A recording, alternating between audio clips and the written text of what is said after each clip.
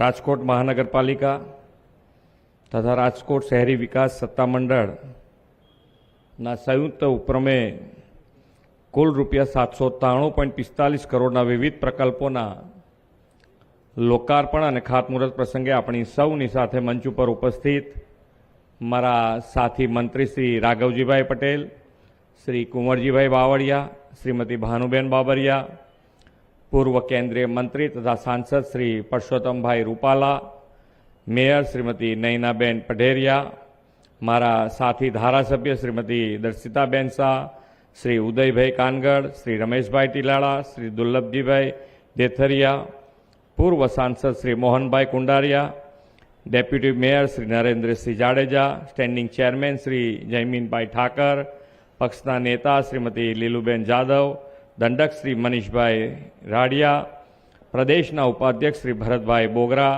શહેરના અધ્યક્ષ શ્રી મુકેશભાઈ દોશી, ચૂંટાયેલા જનપ્રતિનિધિ, સંગઠન પદાધિકારી, કલેક્ટરશ્રી, કમિશનરશ્રી, ઉપસ્થિત સૌ અધિકારીગણ, લાભાર્થી ભાઈઓ બહેનો, પ્રેસ મીડિયાના મિત્રો, સૌને મારા નમસ્કાર.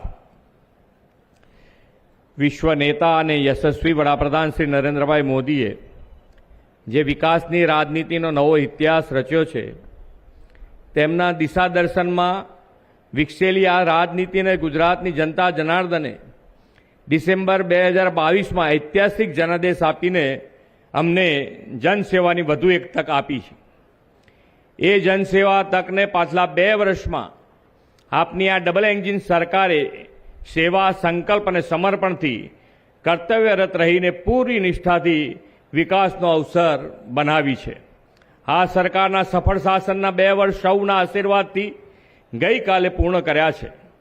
વિકાસના કર્તવ્ય પથ આગળ વધારવાના આ 3જા વર્ષના પ્રથમ દિવસે રાજકોટવાસીઓને આજે એક જ દિવસમાં 793 કરોડના વિકાસના કામોની ભેટ મળી રહી છે.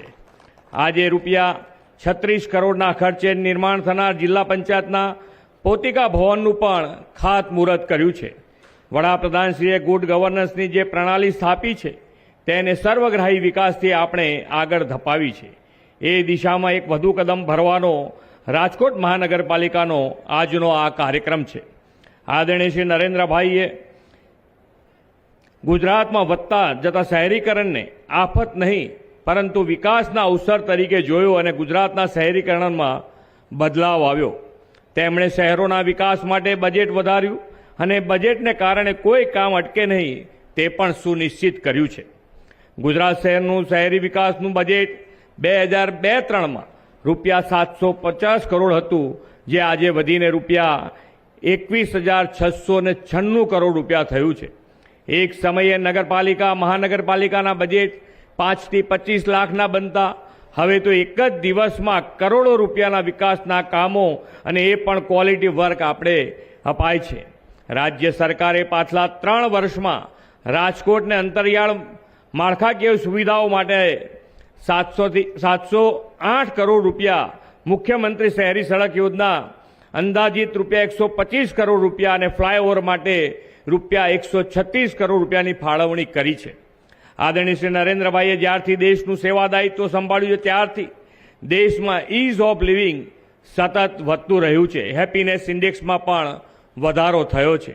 શહેરમાં ભવિષ્યમાં ઊભી થનારી જરૂરિયાતોને ધ્યાનમાં રાખીને વિકાસ કાર્યનું આયોજન કરીએ છીએ.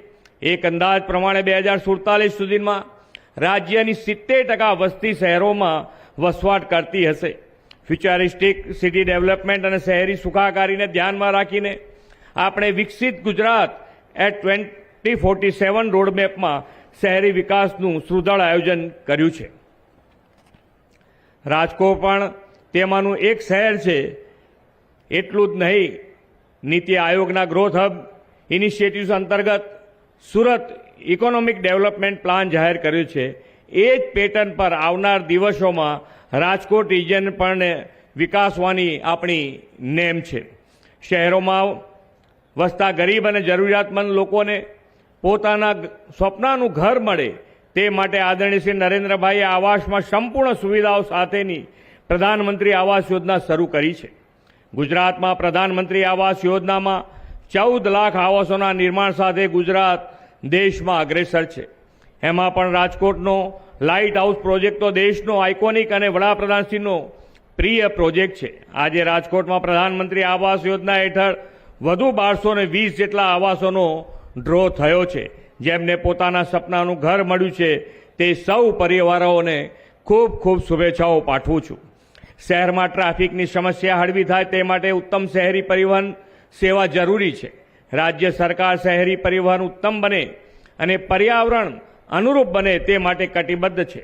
આજે રાજકોટમાં 22 જેટલી નવી સીએનજી બસો નાગરિકની સેવાઓમાં શરૂ કરવામાં આવી છે. રાજકોટમાં પીપી ધોરણે ચાલતી 100 જેટલી સીએનજી બસોને મુખ્યમંત્રી શહેરી બસ પરિવહન યોજનાના સમાવેશ કરવાની પણ આજે મંજૂરી આપી છે. જેના કારણે રાજકોટના નાગરિકોને વધુ સારી અને પ્રદૂષણ મુક્ત શહેરી પરિવહન સેવાનો લાભ મળશે. આદરણીય વડાપ્રધાન શ્રી નરેન્દ્રભાઈ મોદીએ 2047માં આઝાદીના 100 વર્ષ ઉજવીએ ત્યાં સુધીના સમયને દેશનો અમૃતકાળ ગણાવ્યો છે. અમૃતકાળ દેશના વિકાસ માટેનો કર્તવ્યકાળ છે. આ કર્તવ્યકાળમાં આપણે વિકસિત ભારત 2047 માટે વિકસિત ગુજરાતનું નિર્માણ કરવું છે. આજે રાજકોટ શહેરને મળેલા વિકાસના કામો તે દિશામાં આગવું કદમ છે. આપણે સૌ આપણા નગરો હરિયાળા બને, સ્વચ્છ બને તે માટે કટિબદ્ધ થઈએ. સ્વચ્છતાને સહજ સ્વભાવ અને એન્વાયરમેન્ટ ફ્રેન્ડલી લાઇફસ્ટાઇલ અપનાવીએ. એ જ પેડ માં કે નામ અંતર્ગત વૃક્ષો વાવીને ગ્રીન કવર વધારીએ.